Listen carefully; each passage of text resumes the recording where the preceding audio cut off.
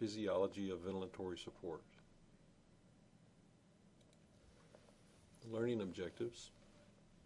Discuss the pressures and pressure gradients that affect gas delivery during spontaneous breathing, negative pressure ventilation, and positive pressure ventilation. Discuss the effects of mechanical ventilation on ventilation, oxygenation, and lung mechanics.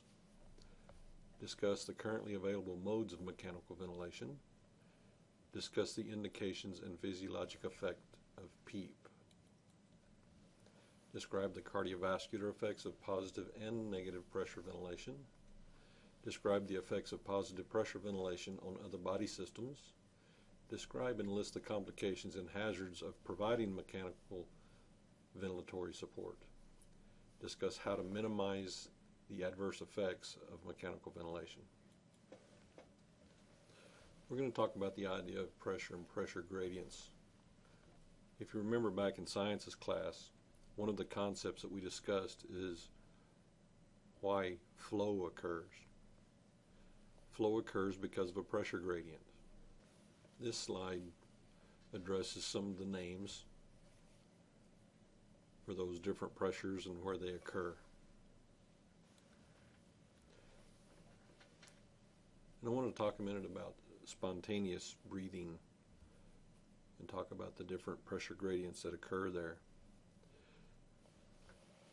We know that when we inhale, our diaphragm contracts. It expands the volume of our lungs. As that volume expands, the pressure inside our lungs becomes subatmospheric. That causes the atmosphere to rush in. That's the pressure gradient needed for airflow.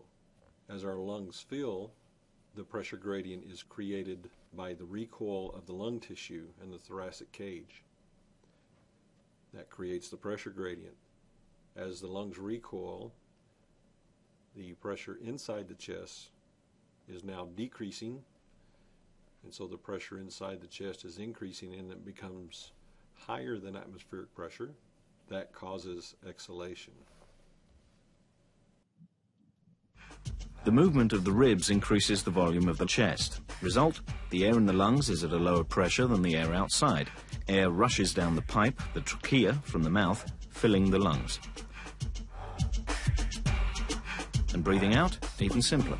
The muscles attached to the ribs relax, the weight of the rib cage forces air out of the lungs. So is that all there is to it? Not quite. You may have noticed that you can breathe and your ribs hardly move. How come? Something else must be changing the volume of the chest. Another muscle. This time, one you need to see. The diaphragm. As we breathe, it contracts and relaxes. Negative pressure ventilation. This is provided by an iron lung or chest cuirass or something like that, or even a bodysuit.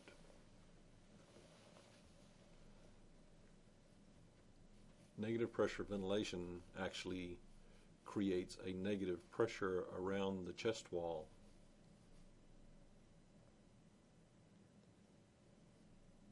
So that causes inspiration. Expiration is passive during spontaneous negative pressure and positive pressure ventilation. So in all cases, but pretty much exhalation is passive.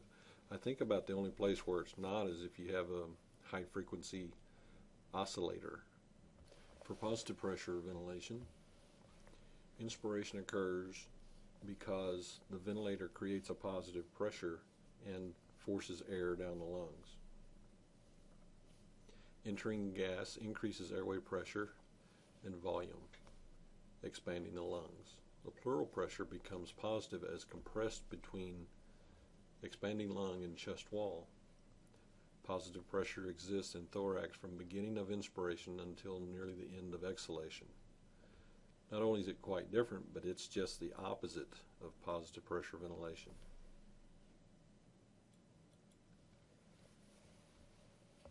Let's talk about ventilation for just a second.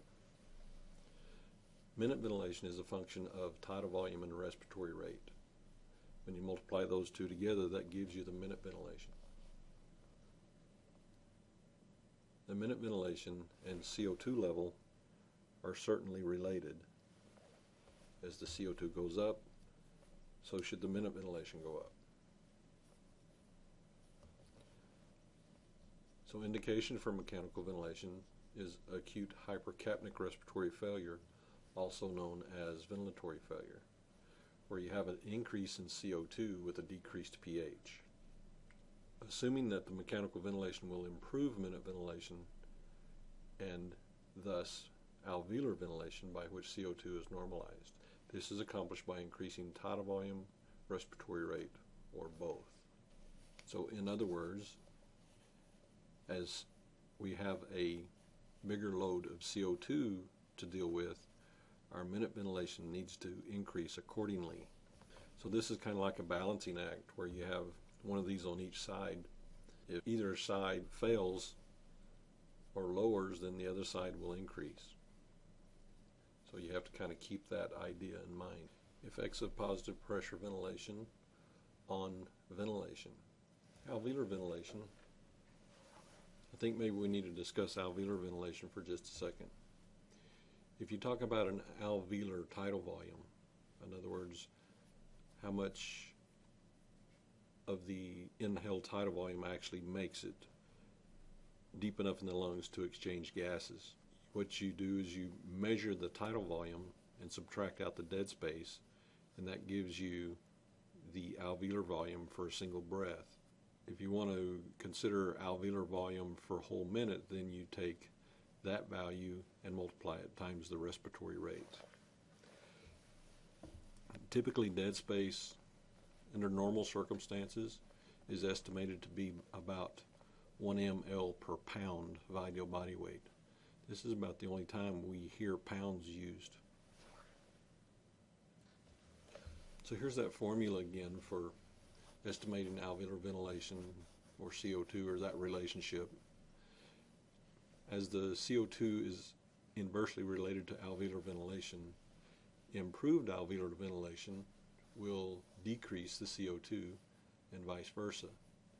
If you decrease the alveolar ventilation or increase the CO2 production, this may cause an increase in PaCO2 and acute ventilatory failure. Positive pressure ventilation also increases the VQ mismatch. Positive pressure ventilation increases ventilation to non-dependent regions. Blood flow is greatest to the dependent regions. Therefore, positive pressure ventilation tends to worsen the VQ and contribute to an increased A to A gradient.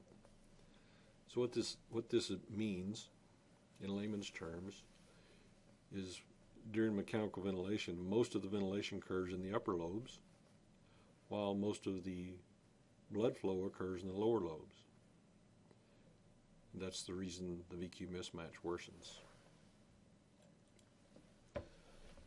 This is figure 43-5,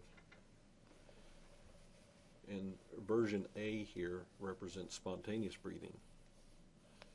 You see that the ventilation occurs better areas of the lung, the lower portion, as does perfusion.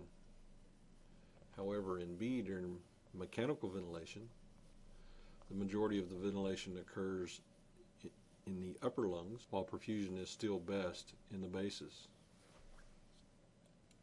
Effects on alveolar and arterial carbon dioxide. Normally, alveolar CO2 and arterial CO2 equal about 40 torr, as equilibration occurs quite rapidly across the AC membrane. If you have an increased production of CO2 or decrease in alveolar ventilation, this may cause an increase in the PaCO2 and the arterial tension. In addition, dead space can also increase PaCO2. Increased dead space occurs due to excessive PEEP, pulmonary embolism, or emphysema. This may result in a high VQ ratio, as all ventilation in excess of perfusion is wasted. Changes in the acid-base balance can also occur as a result of increased CO2 levels or decreased alveolar ventilation.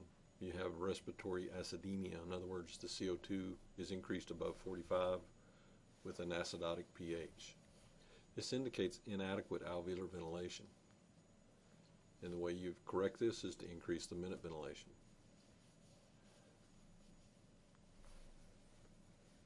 Respiratory alkalemia where you have a CO2 less than 35 and an alkalotic pH, indicates that the alveolar ventilation is too high, and you decrease the minute ventilation to correct it. Changes in the acid-base balance impacts electrolyte balance and oxyhemoglobin dissociation curve, which affects loading and unloading of oxygen. Effects of mechanical ventilation on oxygenation. Increased inspired oxygen. The mechanical ventilator delivers increased inspired oxygen concentration. Increased FiO2s may restore the alveolar oxygen and the arterial oxygen to normal with appropriate management. Mechanical ventilators typically offer a range of FiO2 between 21% and 100%. These can be adjusted to restore the alveolar oxygenation and arterial oxygenation to normal, particularly if the hypoxemia is caused by a VQ mismatch. Hypoxemia can be caused by diffusion defect or shunt that responds best to PEEP and increased FiO2.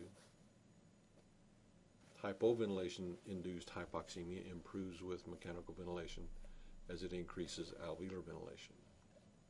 Alveolar oxygen and alveolar air equation. Increase in FiO2 increases the alveolar pressure of oxygen, and predictably like this. And this is not the equation that we typically use. That's coming in just a second. Even with changes in arterial carbon dioxide and the respiratory quotient, alveolar tension of oxygen changes proportionally to FiO2. How arterial oxygenation responds to change in FiO2 depends on the pathology that has caused it to fall. Here's the alveolar calculation that we typically use. It's much easier to calculate and gives an end result that's very similar to what you're going to get from that other complicated equation. Arterial oxygenation and oxygen content. Recall Fick's law of diffusion, where you have the surface area, the diffusion coefficient, the alveolar oxygenation, the capillary oxygenation, and the tissue thickness. And so remember that the driving pressure P1 minus P2, as you increase that, you increase diffusion. If you increase the surface area, you increase diffusion. And if you decrease the thickness of the membrane, you increase diffusion.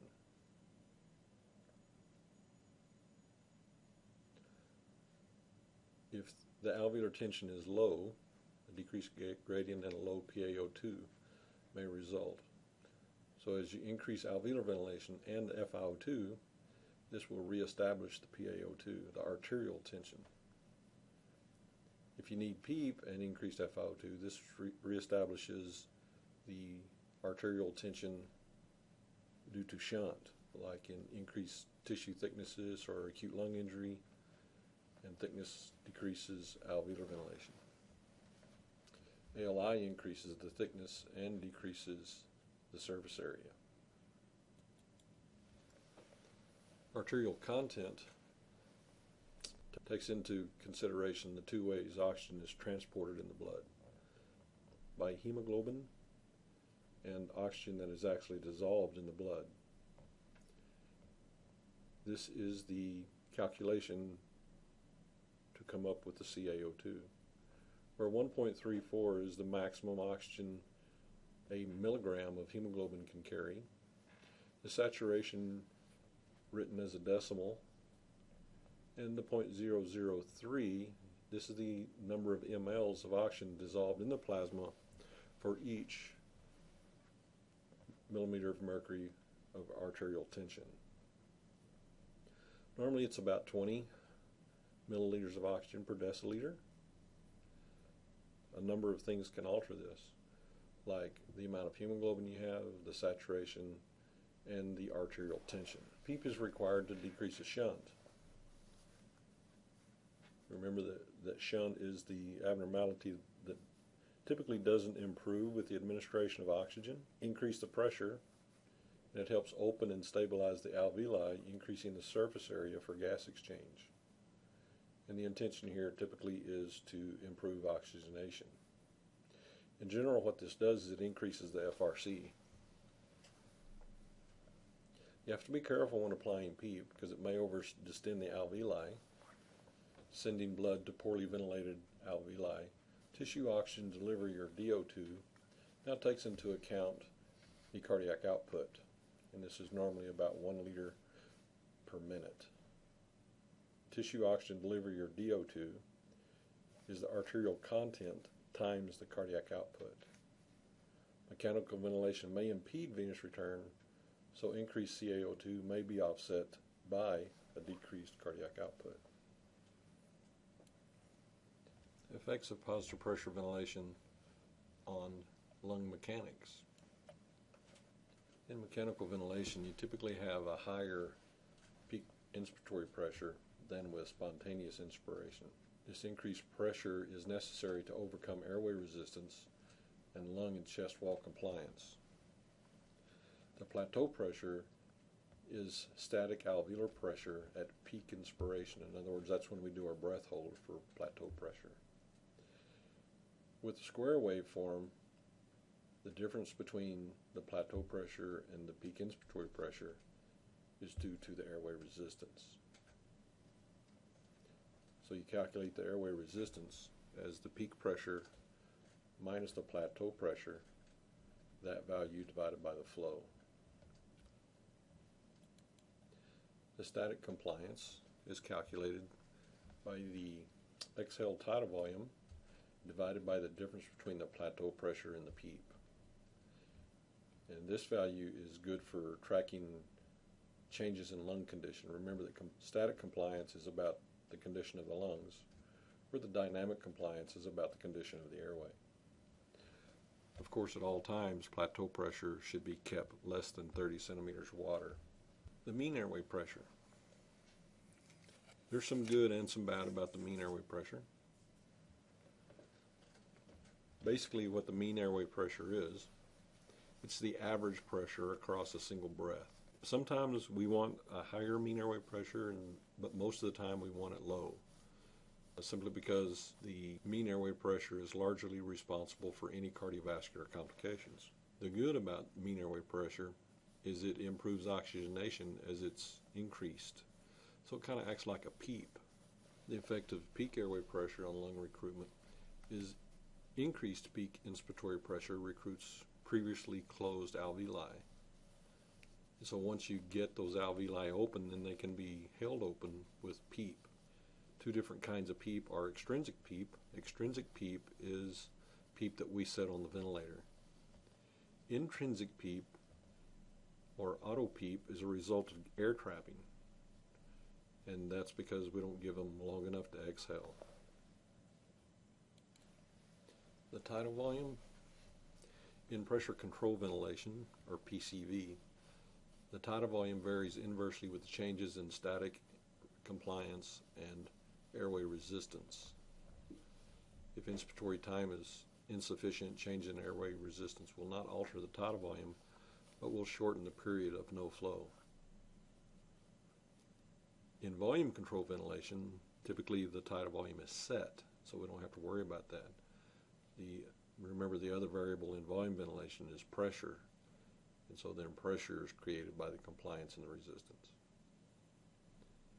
The functional residual capacity varies directly with PEEP, so as you increase the PEEP, you increase the FRC. In restrictive diseases, as PEEP and FRC increases, lung compliance increases until lung overdistension occurs. And so we have to be careful about that, not to put too much on there, because we will cause overdistension. Here's a pressure volume curve that most of your ventilators will create something similar to this in their graphic system. I want to point out some of these inflection points, and we'll talk about what they are. Okay, now that I got this up to something that we can recognize as a loop, this bottom portion here is inspiration, and the upper portion is expiration.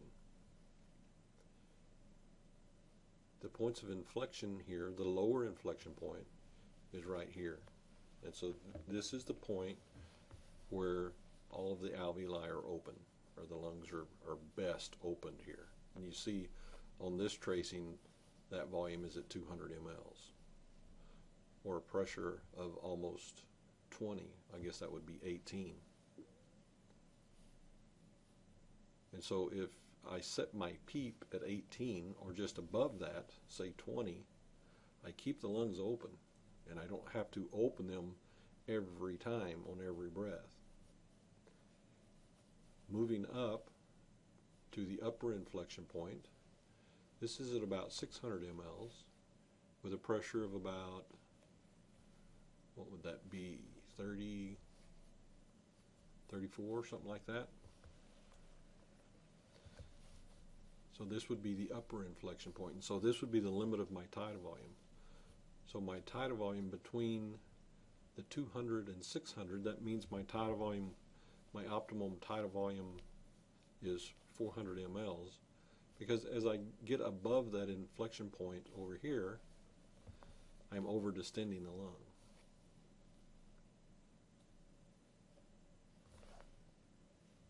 So what these tell me, these inflection points, they tell me where to set my PEEP level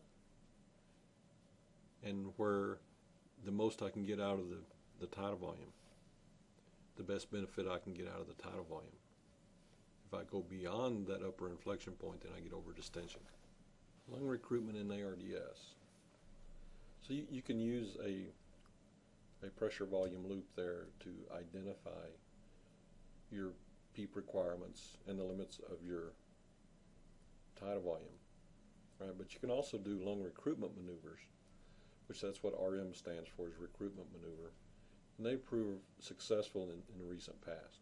Commonly you put 40 to 50 centimeters of water pressure applied for 3 minutes or less, and what this does is this goes in and opens up the alveoli, recruits those alveoli, and then as you decrease that, the alveoli don't necessarily collapse back down. The PEEP will still hold them open once they're open already. The hard part is getting them open. You also have to be very careful about cardiovascular effects here too, because as you put 40 or 50 centimeters of water PEEP on a patient, you better be running that blood pressure cuff continuously. Make sure you're not causing decreased blood pressure. Recent approach to setting the PEEP. Decremental PEEP trial following the recruitment maneuver. The best PEEP is where the highest compliance is noted. And so that's the best PEEP, and we used to call this a PEEP study, if you will, where we would go in and increase the PEEP and calculate the compliance or watch the compliance. And so once as we go up on the PEEP, go up on the PEEP, we would calculate the compliance, and once the compliance peaked and started to fall back down, we knew we had gone too far, and so we go back to the place where the compliance is the best. So recruit the lung again, and then set the PEEP at the best level. Decrease work of breathing for lung mechanics. Properly set mechanical ventilation should alleviate or lessen work of breathing. The range of work of breathing is very little associated with assist control and all of the work of breathing when you're on the mode of CPAP. So this is figure 43-8, and that's what it's saying, where you have CPAP, BiPAP, low rate SIMV, all the way up to full support, which would be assist control, whether that's volume control or pressure control.